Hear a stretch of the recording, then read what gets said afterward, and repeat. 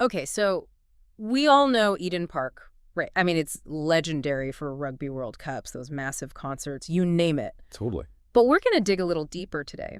You want to know how this huge stadium actually impacts its neighborhood, like the people living right there in its shadow? Exactly. And luckily, we've got this brochure called The Hood 2024, all about Eden Park's community stuff and their supporter club. And let me tell you, it's pretty fascinating. Yeah. Like, did you know they have their own urban garden? No way. And they're composting, too, trying to reduce all that waste a stadium that size must produce. That's really impressive to see how much effort they're putting into being a good neighbor. It's a far cry from the early 1900s when Eden Park was just a sports field. Mm, New Zealand had less than 1 million people back then. wow. Now the country's got over 5 million, and Eden Park's transformed into this, like, multi-purpose community hub. It's not just about sports anymore. Right. I was blown away by all the different things they host there. I Yeah. mean, you've got international superstars playing concerts one day and then a local community gathering the next. It's a huge shift. They've really embraced this idea of being more than just a stadium. Yeah, I mean, take that 660 concert in 2021. Oh, yeah. First concert they ever held at Eden Park, and it was massive. Totally opened the door for other big names to play there. That's right. We've had Billy Joel, Guns N' Roses, Ed Sheeran. They've all played Eden Park since then. But all those huge events got to have a big impact on the people living nearby, right? Especially with the traffic, the noise, the crowds. You're absolutely right. As Eden Park grew in popularity, so did the concerns from the locals. And that's actually where the Hood comes in. The Hood. Yeah, it's their supporter club. It was created back in 2017 as a way to connect with residents and address those concerns. Okay, but is it just a PR thing, or are they actually making a difference? Oh, no, it's definitely more than just PR. It's a two-way communication channel. Residents and businesses can get updates about upcoming events, things like traffic management plans, Yep. but they can also voice their concerns and give feedback to the stadium. So the residents actually have a say in how things are run. Exactly. They use a newsletter and a Facebook group to keep everyone informed and encourage discussion. Interesting. So it creates this sense of transparency and collaboration. Yeah, exactly. Yeah. I remember reading about one instance where residents were worried about parking during a big event, Mm-hmm. and Eden Park actually worked with the community to adjust their traffic flow plan and address the issue. Wow, that's impressive. It sounds like they're really serious about being good neighbors. They are. But let's be real, everyone loves a good perk, right? Yeah. What do you actually get for being a member of the Hood? Well, there's the Gilmore's Partnership, which gives members access to discounted groceries, especially with how expensive food is these days. That's a big help for families. That's a pretty sweet deal, I gotta say, but it Yeah. can't just be about saving money on groceries, right? What other perks are there? Well, they also get access to exclusive events like the annual Hood Christmas Party at Eden Park. Big celebration with entertainment food, even Santa for the kids. Sounds fun. They even encourage the kids to donate gifts to the Auckland City Mission, which I think is a really nice touch. Oh, that's really cool. So we've talked about the history, the community connection, even some perks. But what stands out to me is Eden Park's commitment to making the stadium feel welcoming to everyone. Yeah. Like they want the community to feel like it's theirs too. You're right. They've really embraced that our park is your park idea. Mm. For instance, they have pianos scattered around the stadium that anyone can play. Really? Yeah. And we're not just talking about amateurs. Famous musicians have been known to tickle the ivories there, too. I love that. It's like they're encouraging these impromptu jam sessions, Yeah. making music accessible to everyone. What other examples are there of this our park is your park philosophy? Well, they recently put in a new playground tower with slides, which has become super popular with local families. Oh, nice. And of course, there's the art walk with a community-created mural. It's all about making this stadium a more vibrant and engaging space for the community. These are some really cool initiatives. It sounds like they're going above and beyond to create this welcoming and inclusive atmosphere. Yeah, they really are. But I'm also curious about their sustainability efforts. A stadium that big must generate a ton of waste. It does. But they've taken some big steps to minimize their environmental impact. They've got this project called MUMG, the Morningside Urban Market Garden, which is run by refugee women. Wait, Eden Park has its own garden. Yeah.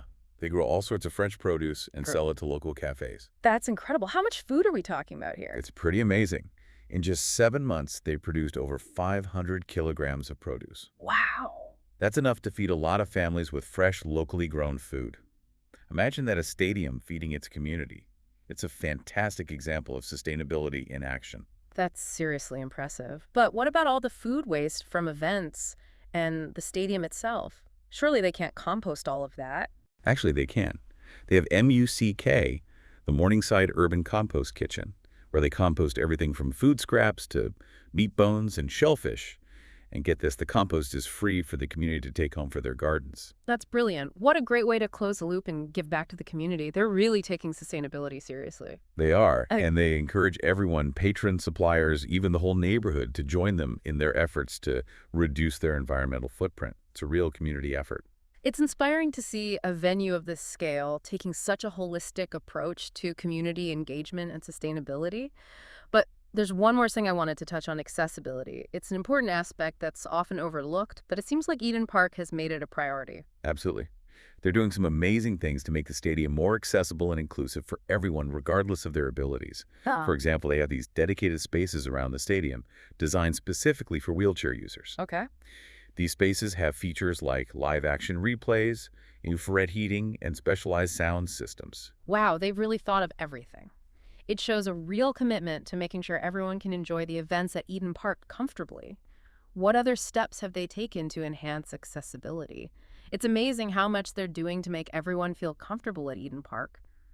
We've talked about accessibility for people with physical disabilities, but what about hidden disabilities like, sensory sensitivities? Have they addressed those too? Oh yeah, definitely. They've been really thoughtful about sensory inclusion. They have these things called Kenner Tire sound sensitivity stations, where anyone can get free earplugs. Oh, that's cool. Yeah, it's a great option for people who might find all the noise a bit overwhelming. That's really considerate. Not everyone can handle the sensory overload of a packed stadium, so it's awesome that they're providing those options. Are there any other things they've done to help people with sensory sensitivities? They also have these special sensory rooms, quiet rooms, Yeah. for people who just need a break from all the excitement. I can see that being really helpful. Yeah, they provide a calm and quiet space away from all the stimulation. Yeah. And they've also adopted the Hidden Disabilities Sunflower Lanyard. I've seen those. Yeah, it's a way for people with hidden disabilities to let others know that they might need a little extra understanding or support.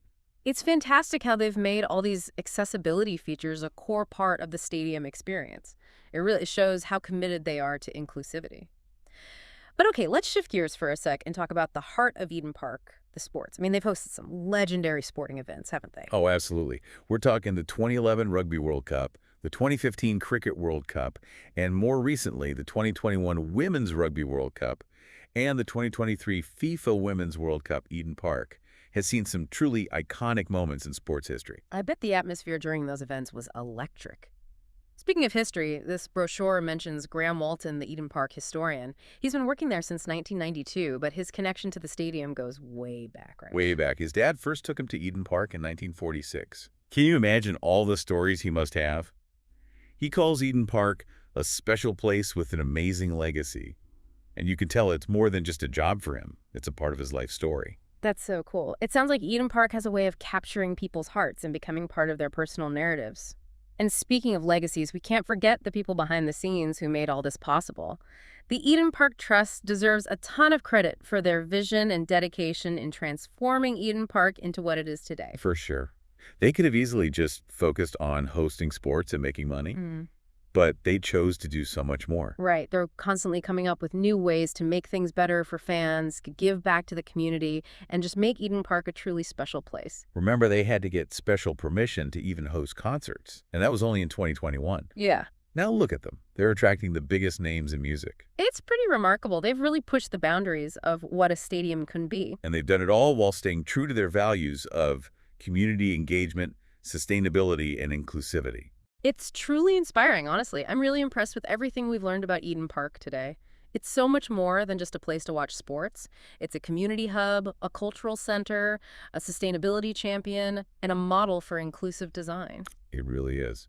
And it all comes down to the passion and dedication of the people who work so hard to make it such an amazing place for everyone. When we started this deep dive, I knew Eden Park was iconic, but I had no idea how much heart and soul was behind it all. It's an incredible story of community innovation and social responsibility. It really is. And it makes you wonder, how can other big venues learn from Eden Park? How can they become more integrated into their own communities? That's a great question. Imagine if every stadium, arena, concert hall was as dedicated to community engagement, sustainability, and accessibility as Eden Park. That would be amazing. It would. But even if Eden Park's model isn't exactly replicable in every detail, there are definitely things that other venues could learn from and adapt to their own situations. Absolutely. Yeah. Every venue has the potential to be more than just a place for entertainment or sports. They could be a force for good in their communities. Exactly. And it all starts with being willing to listen to what the community needs and finding creative ways to meet those needs. So what do you think, listener?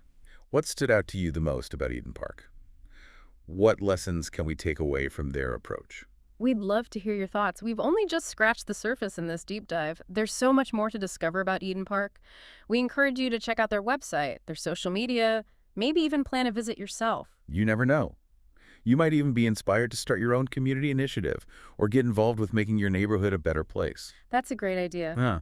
But before we wrap things up completely, I keep thinking about some of the fun, quirky things we found in this brochure, Oh, yeah, like what? like that Eden Park quiz. Some of those questions were really tough. Right. I thought I knew my sports trivia, but some of those stumped me. Me too. Yeah. Like, how many kilograms of hot chips do you think were eaten during the 2023 FIFA Women's World Cup? Oh, gosh. I have no idea. 1,000. 2,000. 6,225. What? That's a lot of chips. That's enough to feed a small army. Yeah. But it's those little details, those quirky facts that really make a place come to life. They do. They give it personality. Like, did you know that Eden Park was originally built on a swamp? Wait, a swamp? Really? Yep. Cabbage Tree Swamp. Hard to imagine now when you see this modern stadium, but it just goes to show how much things have changed over the years. That's wild. It's like they turn a swamp into a symbol of community and progress. And I love learning about Hannah Wilkinson, the football Ferns player, who painted that mural on the outside of the stadium. Oh, yeah, that was so cool. It was right before the 2023 FIFA Women's World Cup. Right. A great way to combine sport and art. Showcase her talent off the field, too, and added something unique to the stadium. Totally. Well, I think it's safe to say our deep dive into Eden Park has been pretty eye-opening. Definitely. We've uncovered way more than just facts and figures. We found a place with a real heart, a soul, and a deep commitment to its community.